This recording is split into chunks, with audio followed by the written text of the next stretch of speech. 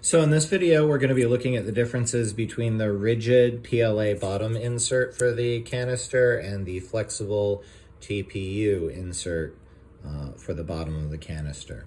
So the main difference is the rigid PLA insert will always remain flat against the bottom of your canister when you install it, because it is rigid here. So once you install it, it will sit flat against the bottom and it won't curl up.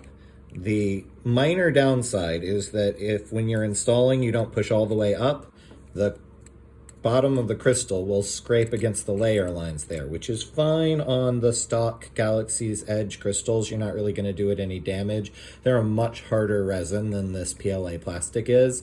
But if you have a third-party crystal that you're storing in one of these, it might potentially, and that's really the point for the PLA insert, or the TPU inserts, said the wrong thing there, is that they give you something softer. So they sit against the bottom here. In my opinion, they're a little bit more obvious. It just shows a little bit more. But there's no question of, you can move the crystal around here and it's just against a soft rubber thing. The problem is that, especially with heat, they can curl upwards a little bit. So that's why I prefer the rigid insert.